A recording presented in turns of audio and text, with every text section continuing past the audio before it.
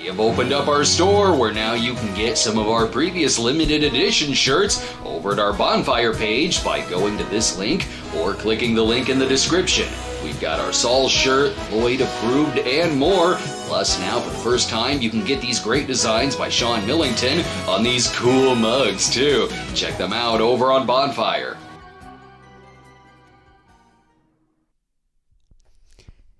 Happy Wednesday, everyone. Wait, is it? I know I'm streaming like twice a week now, and I'm kind of moving around some different dates. This is Wednesday, right? Is it? Yeah, okay, because yesterday I was at... Wait, no, today... Wait... And I'm screwing around. Wait, what day is... Okay, I've got new movies tomorrow, I think. I don't know. I'll check my schedule. Again, I'm thrown off because I have been streaming from Fridays, but I'm moving that to Saturday this time, and I want to try to get one in during the week as well. But first, before I get into all the things I want to talk about on this particular show... I do want to give a shout out in the chat. Let's everyone say hi in the chat to Tim R, who says, "Yay, I made it for the live stream. Here's hoping I don't get distracted within the next 25 minutes." He wrote that about 25 minutes ago. I hope you're still here. I hope you didn't get distracted. He'll write back and be like, "Actually, man, a tornado just blew away like half my house. I did get a little distracted. Thanks for pointing that out." Like, well, I'm glad you're still here.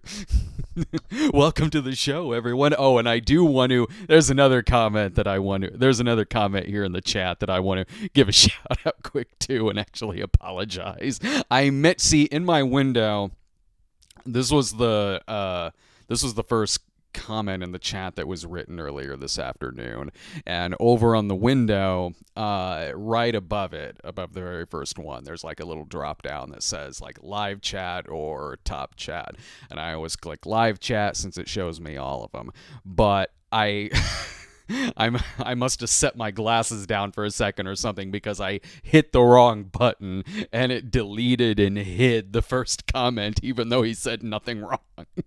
So I want to apologize, and you probably can't see it in there, but I'll give a shout out to Mike, who in the chat says he's referring to the title card that I have for this episode, in which I put my face on the poster for the movie I'll be reviewing later, and according to him, and I gotta say I kind of agree, my face on the Salman Khan character from the movie later, he says, "Looks like Ogre from Revenge of the Nerds and Braveheart had a wild night." I'll take that as a compliment. That almost sounds like a combination of Donald Gibbs' character from Bloodsport. And we will be reading super chats as well. So if you want to send us a super chat message, which looks like Dude already did here. We'll get to reading some of those later on. Got a few different things planned, and certainly I go through enough preparation for these episodes in that, I take a very small part of my day and pull some clips from the movies that I'll be talking about. Pull some pictures to get stuff ready for a poll, different things that I want to promote. But on this particular episode, I think the most preparation that went into it is putting this couch back together. I've got family in town visiting, and this is also a guest room that we use. It isn't just this futon right here with these sweet VHSs and popcorn buckets in the background. No. So I had to come. Getting this down into a bed was perfectly fine. Putting it back up into a couch this afternoon, I didn't have to get any more workouts in for the day because that took so long. It took me much longer than pulling clips from the movie I'm talking about later, but granted, I am only reviewing one movie on this episode, so that didn't really take that long anyway. This was... I did not have to hit the treadmill. It was like watching that Donald Duck cartoon where he tries to change a tire. It was an event getting this couch back up. It was a lot of, let me see if I can fold it like back into the couch, and then it would almost get there and then slowly go back into a bed. Like the couch itself is very tired and wants to take a nap. It was a lot of, well, maybe if I push it against the wall and do it like this. Eventually I got it, miraculously. And I'll have to get it down into a bed again at some point too. Now I'll have to take when the time comes over the weekend where I'll need it back into couch form again.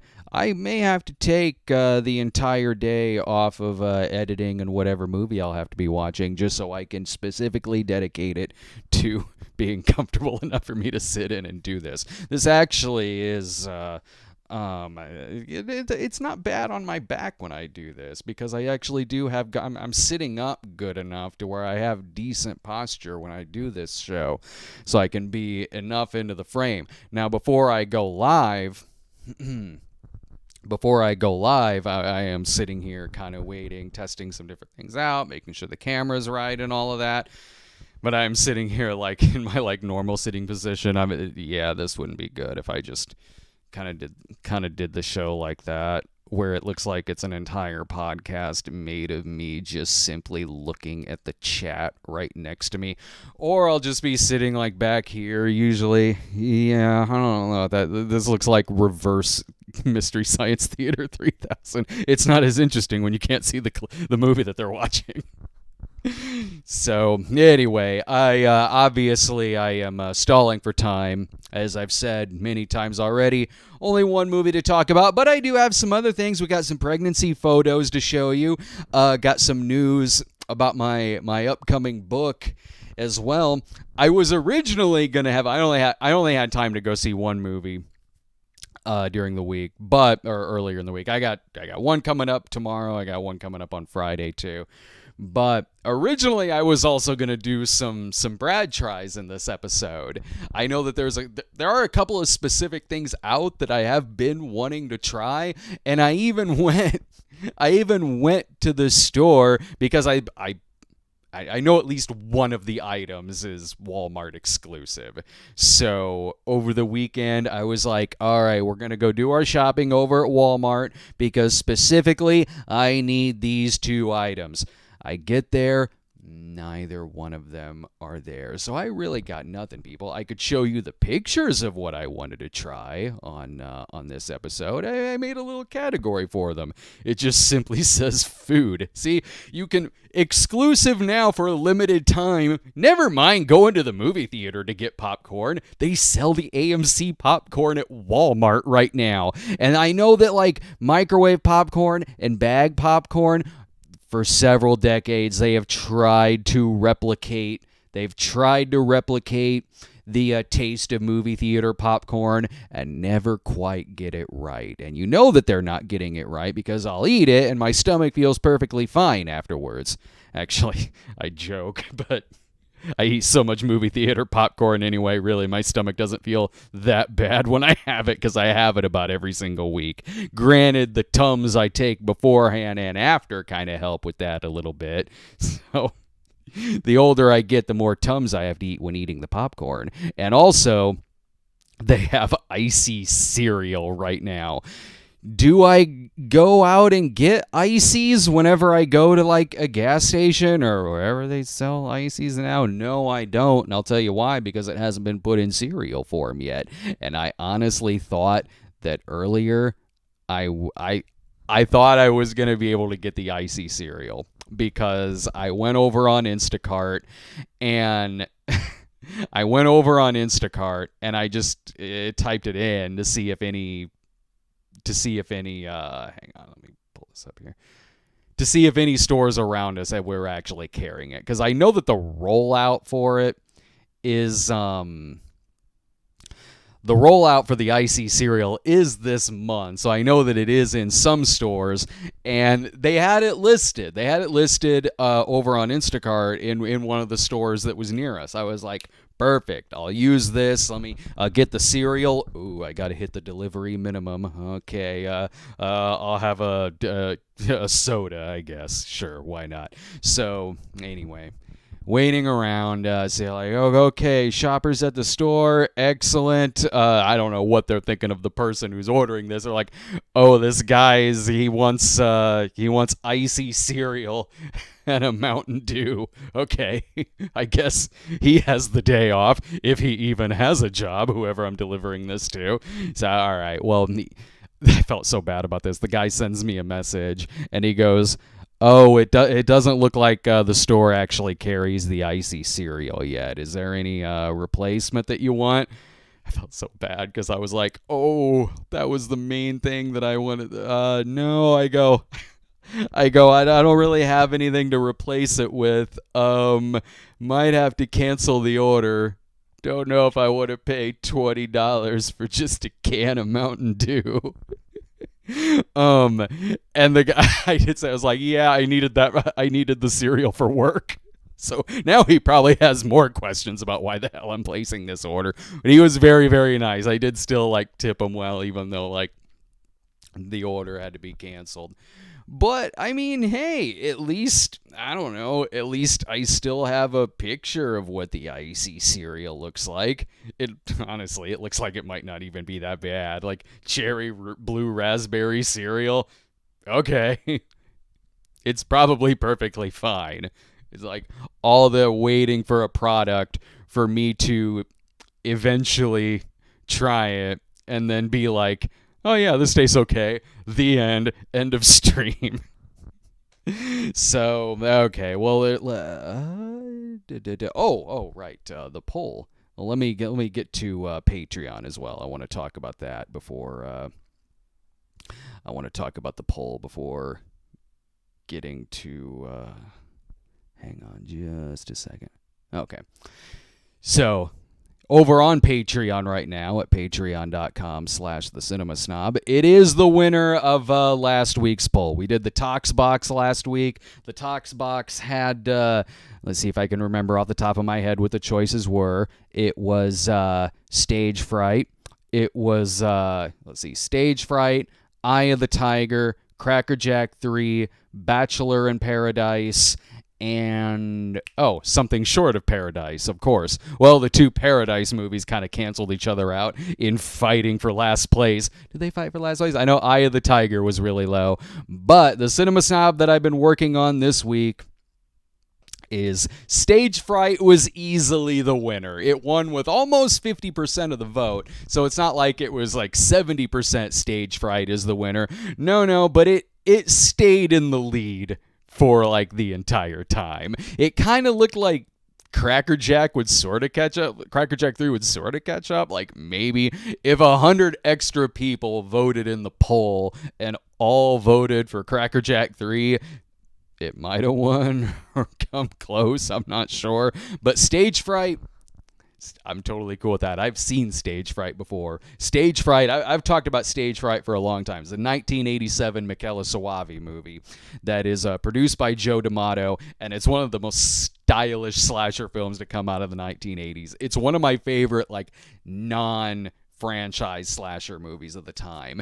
It's fun. The characters are really entertaining.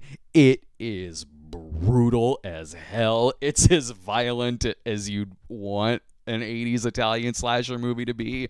The movie is about a group of actors who are rehearsing their new play that's called The Night Owl because it's a musical about a guy in an owl mask. One of the actresses sprains her ankle and then goes to the hospital, but the nearest hospital is a mental hospital, so she goes there and she's like, yeah, can you, I know this isn't the right kind of hospital, but can you fix up my ankle? Long story short, killer escapes and goes after the actors, the director, and crew members, all trapped inside of this theater. And it's a cool movie. If you haven't seen this, it's over on Tubi TV. You can watch it over on there. It's got David Brandon in it, who was Caligula in Caligula the Untold Story. He was the bad guy in Cave Dwellers. Really, really, really entertaining, underrated actor. It's got Giovanni Lombardo Radice in it, who is a legend. This guy steals his exploitation flicks. He's great in House on the Edge of the Park. He's the bad guy in Cannibal Ferox. He's in Cannibal Apocalypse. Ton of stuff. Like, I mean, this movie has a just collection of a lot of different notable genre actors in it. If you haven't seen it, check it out. The movie is I just shot the Snob episode for it earlier. I'll be editing it tomorrow. I do have a movie tomorrow. If I finish editing it tomorrow before I go to the movie, it'll be up over on Patreon. I mean, eventually it'll be on Patreon anyway. I had to take kind of half days this week with writing and editing because my mom's been visiting. So I've been waking up early enough to get some like writing and watching the movie done. Normally I have stuff up for early viewing a little sooner than this. Usually the Snob episodes go on Patreon for early viewing around like Tuesdays usually, but this one, it should be up tomorrow. It'll be up either tomorrow or Friday. And there is also the January, February, March sections of 1983 in film are over on Patreon right now as well. And there won't be a Toxbox poll tonight. I won't be doing any pulling out some titles and having the next Snob episode be on Patreon. No, because I've already decided what next week's Cinema Snob is going to be.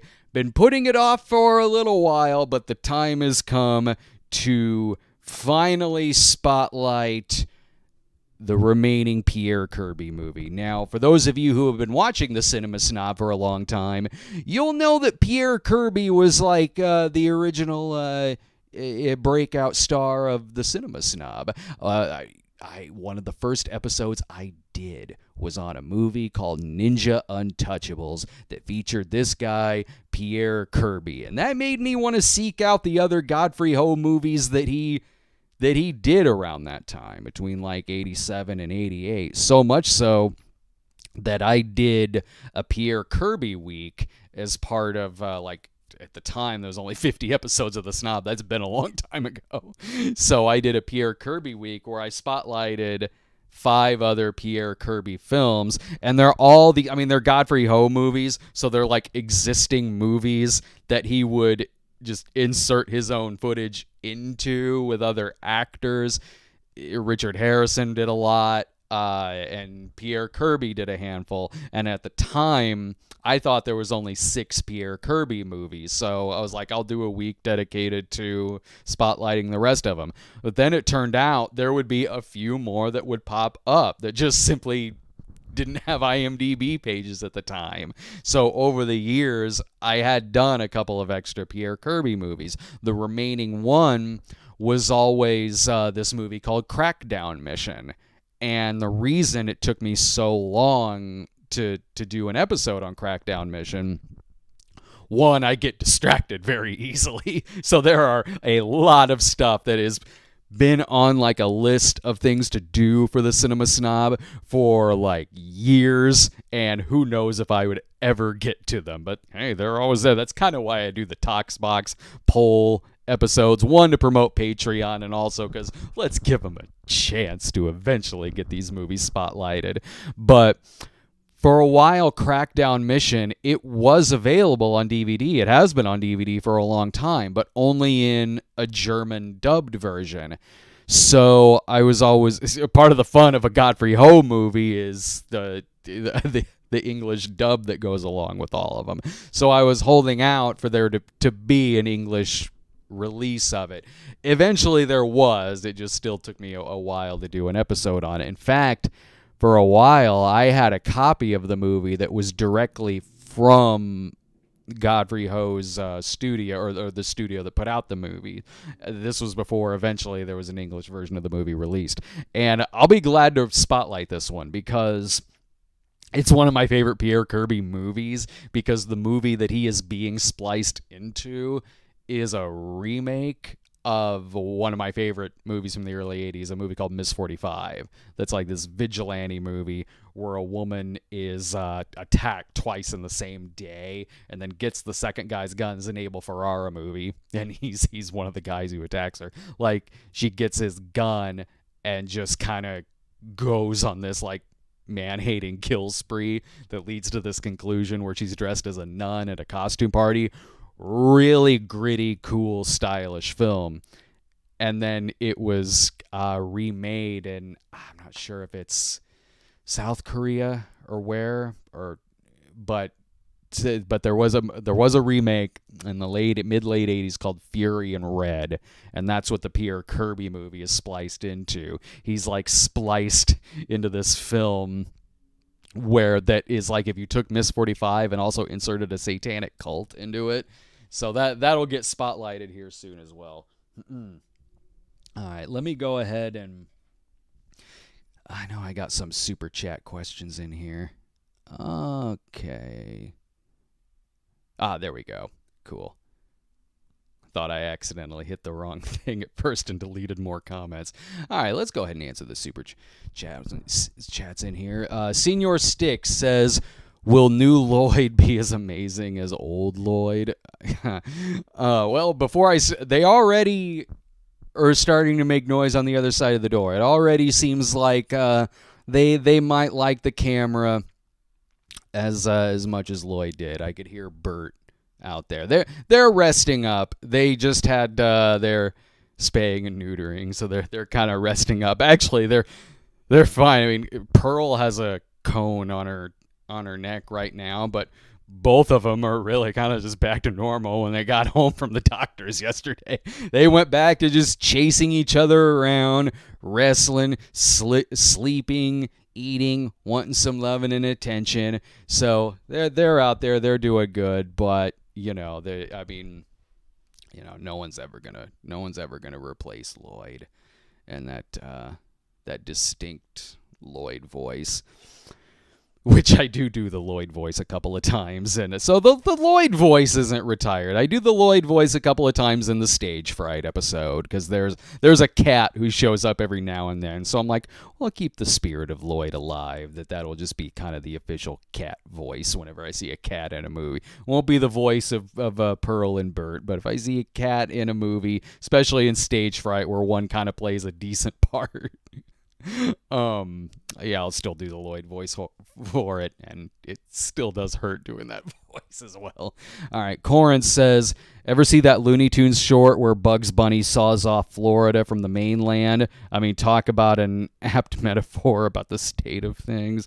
I do. Yeah, that's the one. Is that Rabbit Rampage? Is that what that one was called? The one where it's one of the ones where Bugs is the bad guy. It's where it starts out where he's seeing all of these reward prices for like capturing a bear, capturing a wolf, for all these other animals, and then he sees the one that says, you only get like 10 cents if you kill a rabbit, and that pisses him off. He's like, oh, okay, well, I'll show you. I'll become the most wanted criminal in the United States. And so Bugs Bunny decides to become a domestic terrorist and just wreak havoc all across the country till by the end of it, it's like $25 million for the capture of Bugs Bunny. He's like number one on the FBI's most wanted list. And then like the army goes after him and he ends up in prison in Alcatraz at the end of it. And one of the things he does is, that scene that is a popular meme where he saws off Florida and I think he sells it to South America or something. Not to spoil the cartoon Rabbit Rampage for you. I think that was called Rabbit Rampage.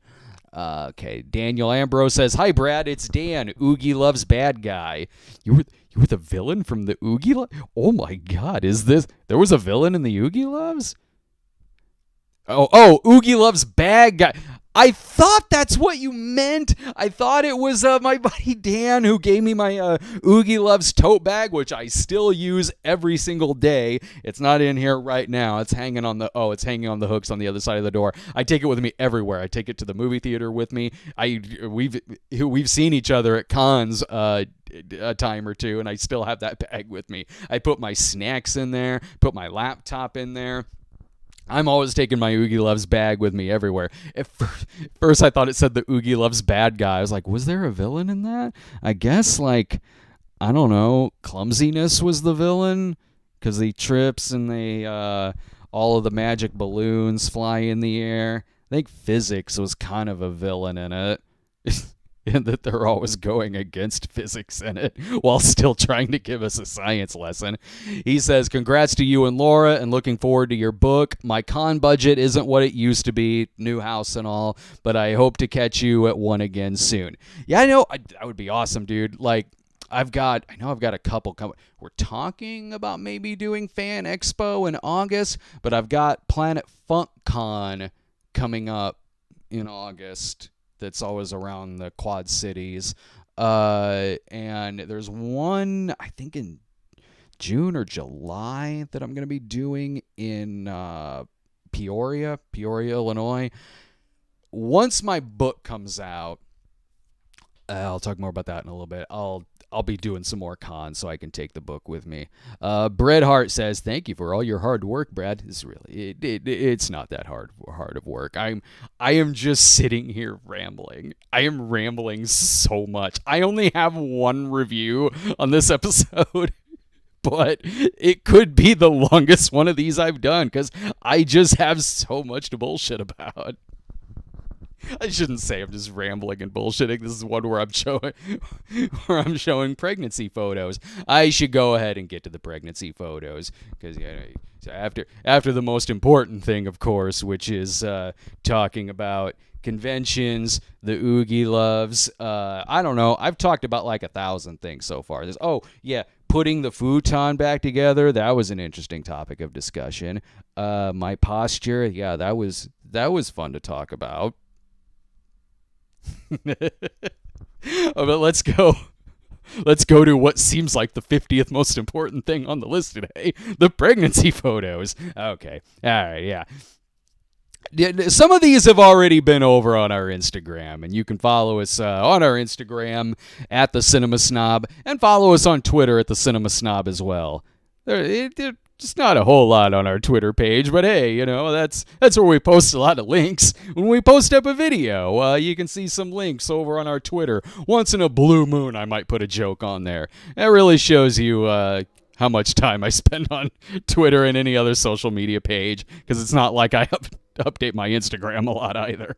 So, okay, all right.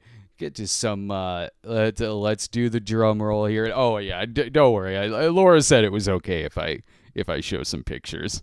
So, okay, here we go. Yes, okay, here we go. This is a very, very, very important one because you can tell that this is the picture where she's trying to compete with Lloyd's big old belly on the fridge. That wasn't even planned. There was just a Lloyd picture on the fridge. That black and white picture of Lloyd, that's the picture that came from Laura's work. That's the loving picture of Lloyd that Laura had at her work. And then when he passed, brought the picture home, put it on the fridge. You can see they're trying to compete with her belly with the baby in it, and Lloyd's belly, of course, filled with chocolate pudding. Up there looking like, hey, give me a beer and a wife beater tank top. There we go. It is. This one right here is fun because I clearly no filters added to this whatsoever. She's just naturally glowing whenever she walks down the street, as if a musical number will happen at any second. Like cartoon birds should start flying above her head and start whistling a nice little song in her ear. I'll probably come tap dancing down the street in a top hat and covered with dust, because clearly in this scenario I would be a chimney sweep. This was from our walk like a week or two ago. It's kind of a crapshoot this time of year as far as the weather goes. It used to be it would be easy to predict the weather. You'd be like, oh, April, that'll be fine. Might be a little rainy, but it'll be fine. This anymore? No. It comes down to okay, it's either going to be freezing or it's going to be really, really, really hot. We don't know what's going to happen until we go outside, because that's the only way to check the weather. Anyway, this particular day was fine, so we went out for a nice walk, and I had to take a picture to remind myself. Oh, right, I'll go to the background and get some coffee. Let me remember the name of that place. And this is our pregnancy wall For some reason, that's just a wall that we take a lot of baby bump pictures. Well, it's next to the wreath, so that way the child can be close to the wreath, so eventually he can start training to jump through it whenever it'll be on fire. And this was we forgot to rip the tag off of the baby bump. That's what that is. That's pretty embarrassing. And let's see, the final one that I got right here is so she was honestly really, really glad when she did start like showing, meaning at first there would be like, a tiny bump there, and she would come home, she'd be changing her clothes and everything, and be like, okay, I want to start showing even more to where people will look and think and see that I'm clearly pregnant, as opposed to seeing her and being like, oh, did you have too much dessert when you went home for the holidays? So she is starting to show a lot more. We just hit 15 weeks recently. And we just hit 15 weeks recently, and due date being October 1st. So those are the pictures where she was like, oh yeah, that's fine. You can show those. I'll take some more if we go out for our weekend musical number on the streets anymore. But to go back to I don't think I put a picture of this in here. But for the news in terms of the book. Now I took a little bit of time off. I took a little bit of time off last year to write my first book, which is a book called Class of '86. It's a book where if you need one 1980s set high school comedy / post-apocalyptic film / slasher movie, this book, Class of '86, that's really the only book you're going to need as far as that topic goes, and there's so many things that combine all of those things. So I wrote that last year, and certainly needed to go through a lot of editing, because it's my first novel. I'm used to writing screenplays, so that was interesting. What helped was that this originally did start out as a screenplay. I wrote the original script for this in like 2004, and never ever would have had the budget to make it into a movie. And even if we did try, there would be so much that would be cut. The budget wouldn't be that big. Effects would look kind of bad. So eventually I was like, I need to turn this into a book. I can expand upon it, add so much new things to it, really branch out into the world that's created in the story and everything. So that was fun to do. One, I wrote the original script in 2004, so pretty much all of it needed to be rewritten. There's so much that's like rewritten and added. I'm like, yeah, this works way, way, way better as a book. So yeah, it certainly needed editing, like developmental editing. It's going through the developmental editing phase right now, which is like its last phase of editing before it'll get published. And I want to give a shout out to the editor on it. I sent him a message and said, do you mind if I give you a shout out on here? And I did that a couple of hours, but we're in like completely different time zones. So I did that a couple of hours before going on here. So I want to wait and hear back from him before I say. But no, he's doing a fantastic job, because I was looking at, there was like a choice between reaching out to a bunch of different developmental editors, and you had to pick about like 5, I think, and his was the top one that I wanted. Like, I looked at a list of all the stuff he's worked on from different comics, books, graphic novels, and other stuff, and just all of the titles that were attributed to him. I was like, okay, he's worked on like these kinds of genres before. He would be perfect for this. He'll be able to pick up right away. It's basically like a big novelization trauma film, essentially. And thank goodness he was the one who wrote back like quick. He wrote back quick, and he was like, I will absolutely take this. So he's been really, really fun to work with. And yeah, I was so glad I could get someone who knows the genre well and can edit it very well too. Because like I said, definitely needs some editing. And that portion of the editing it should be done, I think like early June is like the deadline he had set for himself. So if I get it then, I'm gearing towards like maybe a midsummer release, like at the earliest. It'll be out like midsummer, but I don't know. I mean, I'll say more specifics when it gets closer to that. So around then, maybe that's what I'm looking for. I hope so, because I can't wait to take this around. I can't wait to promote it, get out to some conventions, and have a book and all that, because I've had the DVDs at conventions for a long time, but not everyone buys DVDs anymore. Actually, a lot of them still do. There are certain DVDs that we have that still do really well at conventions. Jesus Bro still does really, really well at conventions.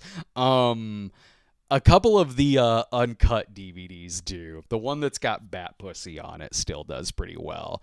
The Snob movies still do pretty well. So, some people still have some DVD players laying around. Actually, they probably don't have DVD players laying around. I'm going to watch this on my laptop. So, no, I'll keep you posted on all of that. In terms of, see, even in the chat right now, dude is in there going, DVD? 7 question marks. If I could put these out on VHS, I absolutely would. Okay, let's get into our only movie review of the night. This is a new Bollywood movie that's out that stars Salman Khan. And it's called, let me see if I can do this. It's called Kisi Kai Jaan. I believe that's it. I've typed it a bunch earlier when I was taking my notes and doing the reviews or writing the reviews and everything. So I'm like, I think I got this. And even promoting this stream too. I was like, okay, I've looked at the title enough. I think I got this. Speaking of notes, let me pop it up for that. Okay. Let's go ahead and get into this film. And I'll make it good too, since it's the only one I can talk about. This is a movie whose trailer said, the trailer promises you. This is partly why I went to go see it. One, it's Salman Khan, so I want to see the latest Salman Khan movies. The trailer promises you it will be the most face-breaking, bone-cracking, neck-twisting, hammer-hitting movie you will ever experience. Whoa. Never mind the new Evil Dead movie that's out. That promises way more than even the other posters for the other Evil Dead movies have said. Gotta get tickets for this one. So, in this, Salman Khan is, I don't know what he's supposed to be in this, a vigilante or just a badass. He's introduced in the most Salman Khan way possible, throwing his jacket off a roof, floating down to grab it, then putting it on in midair, and then he lifts a Jeep up and moves it with his bare hands because, as one guy watching points out, that's his OCD kicking in. So I had no idea that you could do that. He may have magical powers. He might have magical powers because it shows him killing a shitload of henchmen at the beginning. But then they're all fine. And I mean, he dropped like a Jeep on one of their heads. No, they're all fine because it turns out this was all just in their heads. It didn't really happen. So I'm questioning, like, did he just show them telepathically that this is what he could do if they decided to screw with him? Oh, and it's also a rom-com as well. Yes, it is. So he's got 3 brothers. He has 3 brothers, and they have 3 girlfriends, and they're never apart. Like, the 3 brothers are always with each other. The 3 girlfriends are always with each other. It's like when the 3 Stooges have girlfriends, and they look up to him because he saved them in an orphanage fire and carried them all out himself under his arms, which I wish they showed us that instead of just describing it. There is a flashback, though, where it shows clips from an older movie of his, and it references that movie within the movie while playing Europe's The Final Countdown. So now it's like, wait, is he playing himself in this one scene? So the brothers want him to get married. So they set him up with a new girl in town where they fall in love. He meets the family, and then they want to get married. But, of course, as you can tell from the clips I'm showing, there are criminals that's after him.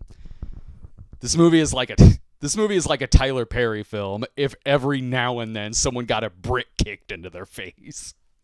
It's a movie where there may be shenanigans, there may be some romantic farce with the girlfriend, but that doesn't mean that in the middle of one of the flirty romance scenes that it won't flash back to her talking about her brother, where it flashes back to her brother in this suddenly fantasy-like setting that looks like he's in the quantum realm all of a sudden, and just hits a man in the face with an axe. I love it when these just get gory all of a sudden. It never ceases to be relatively humorous. But I know I'm making this sound incredibly watchable, but it doesn't live up to that line in the trailer. This is a very prototypical film of its kind, which sounds weird given all I just said, but just trust me. This is a movie where just in the opening moments alone, where it's like, okay, here's a hero, here's a villain, here's the credit. Now here's a musical number that's crowbarred in. Now here's the romance. It's one where there's no rhyme or reason to the musical numbers. As far as the comedy goes, I can tell when the comedy will be bad due to how many sound effects are used in the movie, like a power down effect, farm animals, or record scratches, and this has a lot.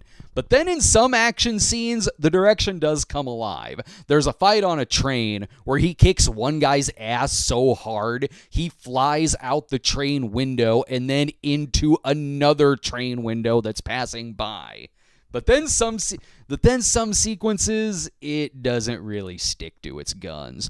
There's a part that's done well that shows a lot of important characters dying.